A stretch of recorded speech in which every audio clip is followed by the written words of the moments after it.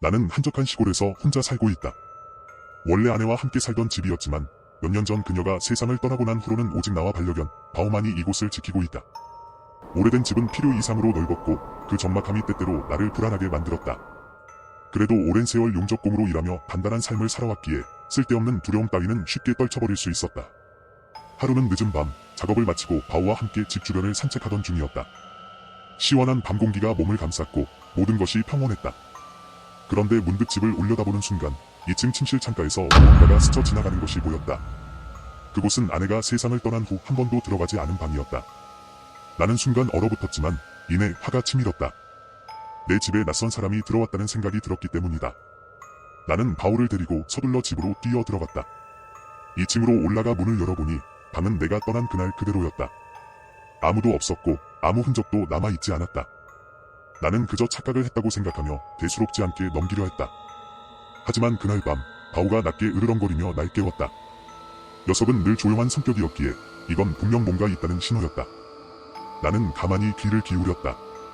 그때 내 머리 위쪽에서 들려오는 희미한 삐걱거리는 소리. 마치 누군가 발소리를 죽이며 천천히 걸어다니는 듯한 소리였다. 나는 손전등을 들고 조심스럽게 계단을 올랐다. 문을 열고 방 안을 비춰보았지만 이번에도 아무것도 없었다.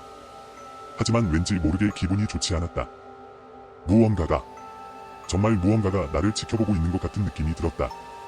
다음 날 새벽 나는 부엌으로 내려갔다가 이상한 광경을 목격했다. 분명히 꺼놓고 잤던 주방 불이 환하게 켜져 있었던 것이다. 순간 심장이 덜컥 내려앉았다. 이건 단순한 착각이 아니었다. 분명히 누군가 아니면 무언가가 내 집 안에 존재하고 있었다. 나는 즉시 경찰을 불렀다. 그들은 집안 구석구석을 수색했지만 침입의 흔적은 찾을 수 없었다. 혹시 최근 스트레스 받으신 일 있으세요? 경찰이 조심스럽게 묻자 나는 대답 대신 그냥 고개만 저었다. 그러던 어느 날 밤 나는 또다시 2층 침실을 확인하러 갔다. 그저 마음을 다잡기 위해서였다. 하지만 방문을 열자마자 두 눈을 의심할 수밖에 없었다. 아내의 옷들이 바닥에 흩어져 있었던 것이다. 분명히 그녀가 떠난 후 모두 정리해놓았던 것들인데 그것들이 마치 누군가에 의해 꺼내진 듯 방바닥을 가득 메우고 있었다. 그리고 그 순간 문틈 사이로 한 여자가 나를 가만히 바라보고 있었다. 하지만 그녀는 내 아내가 아니었다. 나는 본능적으로 몸을 날려 그녀를 붙잡으려 했지만 그녀는 날 피해 계단을 뛰어내려가더니 그대로 어둠 속으로 사라져버렸다. 나는 그날 밤 한숨도 자지 못했다. 머릿속에는 온갖 생각이 뒤엉켜 있었고 바오도 불안한지 계속해서 낮게 으르렁거렸다. 이후로도 몇 번이고 이상한 소리와 인기척이 느껴졌지만 더 이상 누군가를 직접 마주치는 일은 없었다. 그러던 어느 날 나는 집거실 창문을 통해 어둠 속에 서 있는 한 여자의 실루엣을 보았다. 그녀는 나를 가만히 응시하고 있었다. 나는 즉시 사냥용 소총을 들고 밖으로 뛰쳐나갔지만 그녀는 이내 숲속으로 사라졌다.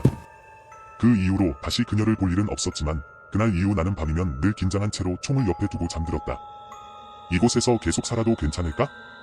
나는 아직도 답을 내리지 못했다. 다만 바오가 나와 함께 있다는 사실에 감사할 뿐이다. 그리고 언젠가 다시 그녀가 나타난다면 이번에는 반드시 정체를 밝혀낼 것이다.